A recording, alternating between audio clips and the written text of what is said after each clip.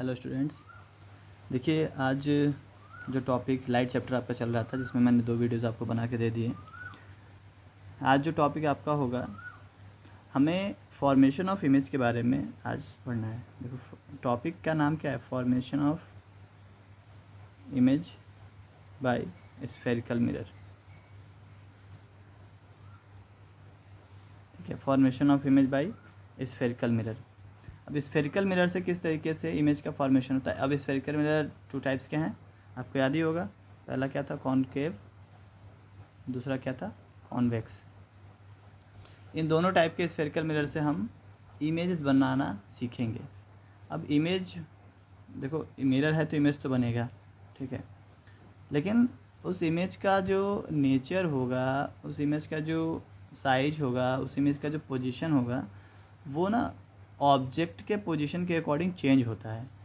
मतलब ऑब्जेक्ट की पोजीशन अगर आप बदल दोगे तो उस इमेज का जो सब कुछ है, नेचर, साइज, पोजीशन, वो क्या हो जाएगा, चेंज हो जाएगा। ठीक, इन case of both concave and convex mirror. Okay, तो हमें क्या करना है, बारी बारी से यही समझना है कि ऐसा कैसे होगा, कैसे इमेजेस बनेंगी।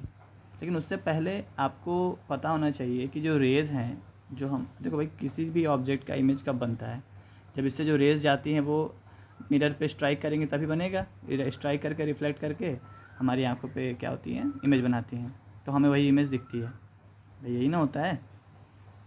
तो यहाँ पे पहले हमें ये सीखना है कुछ कंडीशंस कि जो रेज़ होंगी वो किस तरीके से बिहेव करेंगी। तो पहले आप देखो, पहला मैं बता रहा हूँ, अभी इमेज नहीं बना रहे हैं, अभी उस इमेज बनाने के लिए देखो, इमेज बनने के लिए ना at least 2 rays, at least 2 rays have to intersect. ठीक है, 2 रेज को कम से कम क्या करना पड़ता है, इंटरसेक्ट करना पड़ता है। तो इंटरसेक्ट कराने के लिए पहले ये तो समझना होगा कि वो रेज रिफ्लेक्शन के बाद किस तरीके से अपने आप का अपना नेचर शो करेंगी। तो यही हम समझेंगे। तो पहला देखिए कि जब भी दोनों मिरर का एक साथ बताऊंगा तो एक ही में कवर हो जाएगा। ये है आपका, अब पहचानना सीखिए कौन सा मिरर है, कॉनकेव, और ये कौन सा है, कॉन्वेक्स। ठीक है, पहचान लिए। अब ये क्या है, प्रिंसिपल एक्सिस, ये क्या है, पोल। ये सब याद होना चाहिए, पोल है, ये प्रिंसिपल एक्सिस है। यहाँ पे एक जगह होता है फोकस और यहाँ पे एक जगह होता है सेंटर ऑफ कर्वेचर। वैसे इसका ही बना देते हैं, ये पोल, ये फोकस और ये सेंटर ऑफ कर्वेचर। ठीक है, दोनों के लिए एक साथ। पहली कंडीशन कि अगर rays parallel to principal axis incident होंगी। कैसे, parallel to principal axis incident होंगी, ये तो मैं बता भी दिया था। तो वो हमेशा रिफ्लेक्शन के बाद कहाँ से पास होगी, फोकस से। बिल्कुल ध्यान में रख लो, वेन या all the rays which are incident parallel to principal axis they passing through focus after reflection. और इसमें क्या होगा, सीम्स टू पासिस थ्रू या seems to come from focus. जो भी rays parallel to principal axis जाएंगी वो रिफ्लेक्शन के बाद ऐसा लगेगा कि कहाँ से आ रही है, अरे इधर करे, वो लगेगा कि फोकस से आ रही है। All the rays which are incident parallel to principal axis they seems to come from focus after reflection in case of convex mirror. और इसमें कॉनकेव में क्या होता है कि वो फोकस से पास होता है, इसमें आता हुआ लगता है। फ़र्क है दोनों में ना, बताया था ना, इसको बोलते हैं रियल और इसको वर्चुअल। ओके, दूसरे में क्या है,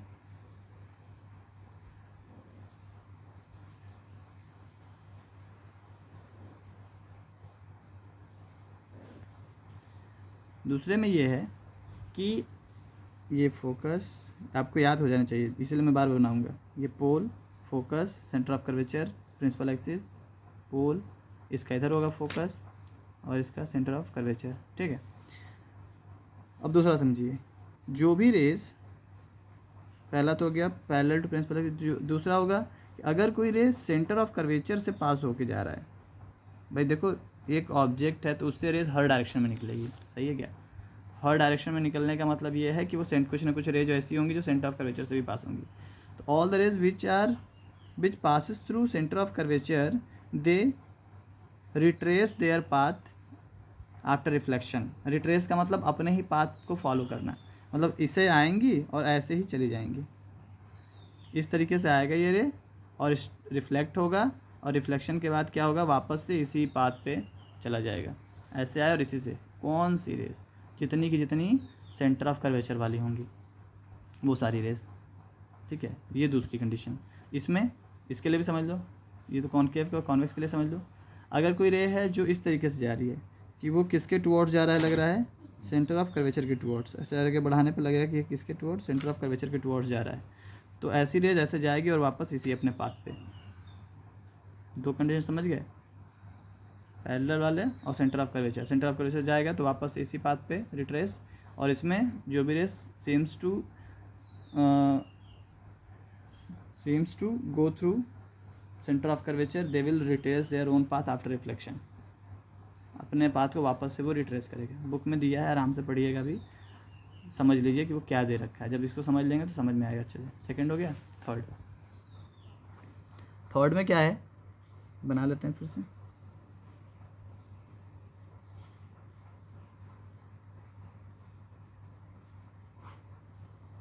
ये क्या, पोल, यहाँ फोकस, यहाँ centre of curvature,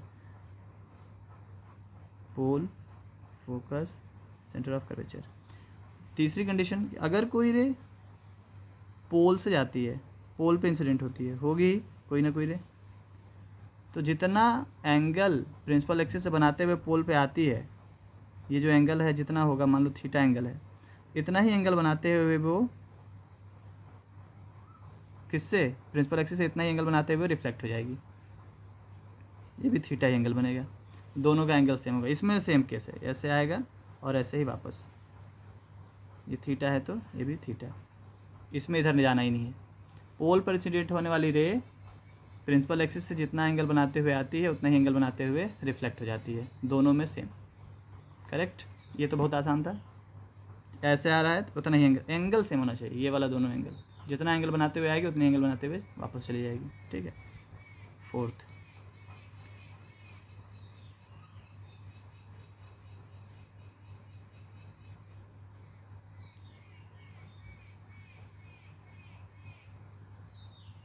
mirror book में देख लेना, मिरर सब लोग सही बनाएंगे, बहुत लोग अजब तरीके से बनाते हैं। मिरर बनाने सीख जाओगे बुक में देख के, मैं तो मैं बना ही रहा हूँ, दिख ही रहा होगा। थोड़ा सा और अच्छे से बनाएंगे तो समझ में आएगा। P, focus, centre of curvature, correct. Last इसका 1 2 3 फोर्थ में देखो कुछ रे ऐसी भी होंगी जो कहाँ से पास होंगी, फोकस से। तो जो रे फोकस से पास होगा, इसका ठीक उल्टा हो जाएगा। देखो पैरेलल जाता था तो कहाँ से हो जाता, पास होता था फोकस से। जब फोकस से जाएगा तो वो पैरेलल हो जाएगा। अगर कोई रे फोकस से पास होके जा रहा है तो वो रिफ्लेक्शन के बाद कैसा हो जाएगा, पैरेलल टू प्रिंसिपल एक्सिस। यहाँ भी वैसे ही कोई रे अगर फोकस की तरफ आता हुआ लग रहा है कि कहाँ से पास होगा, फोकस से, फोकस की तरफ जाता हुआ लग रहा है, तो रिफ्लेक्ट तो यहीं हो जाएगा थोड़ी, रिफ्लेक्शन के बाद वो ऐसे हो जाएगा पैरेलल टू प्रिंसिपल एक्सिस। समझ में आ गया होगा, चारों के समझ में आ गया। पहला पैरेलल टू प्रिंसिपल एक्सिस जाएगा तो फोकस से, सेंटर ऑफ कर्वेचर से जाएगा तो उसी पाथ को फॉलो करेगा।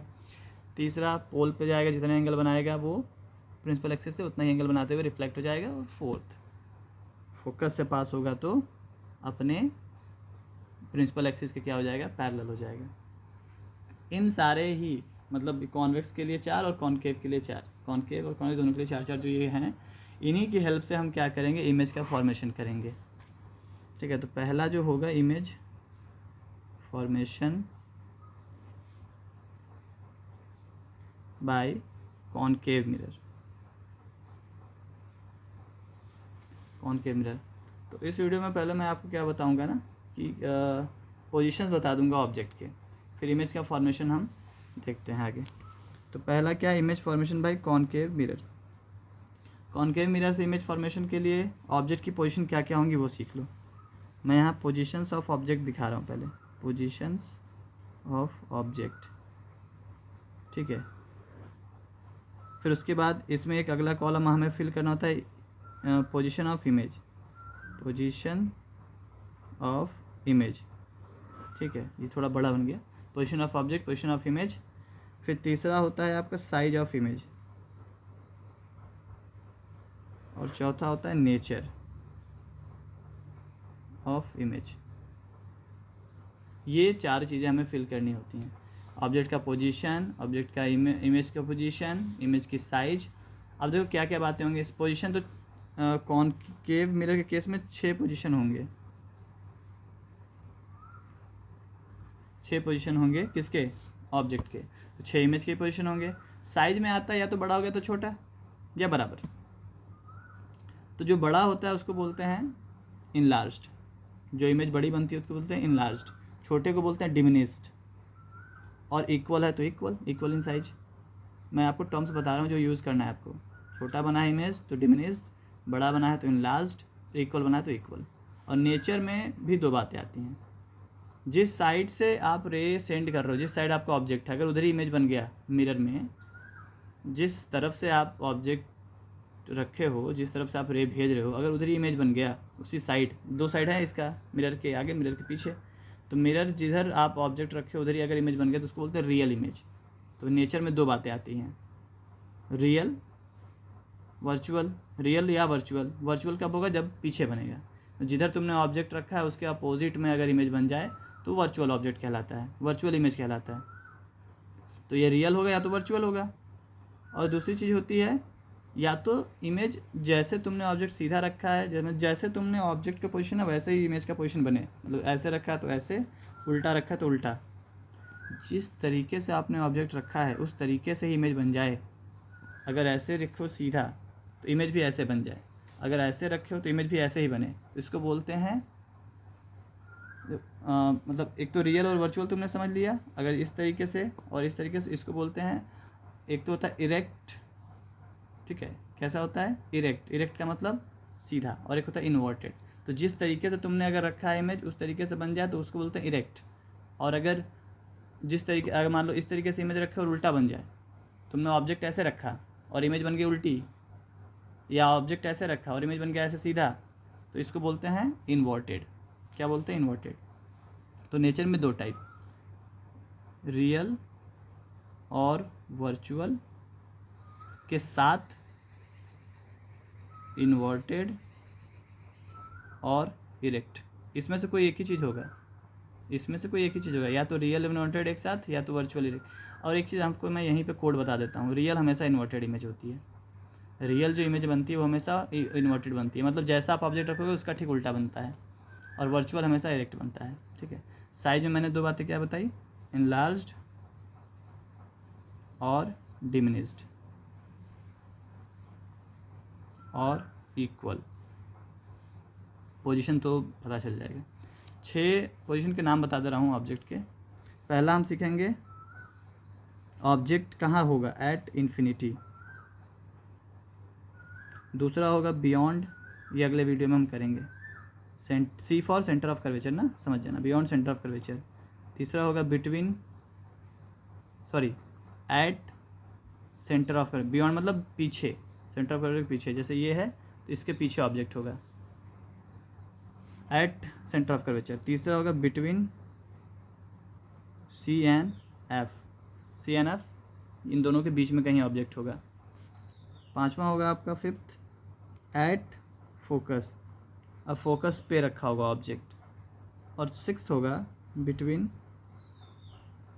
एफ एंड पी, मतलब फोकस और पोल के बीच में ऑब्जेक्ट। इनके लिए हम पढ़ेंगे कि कैसे हमारा पोजीशन क्या होगा इमेज का और ये सारी चीज़ें क्या होंगी, ठीक, जो कि नेक्स्ट वीडियो में। अब इतना आप पहले अपना क्लियर करिए बुक में देखते हुए, ओके।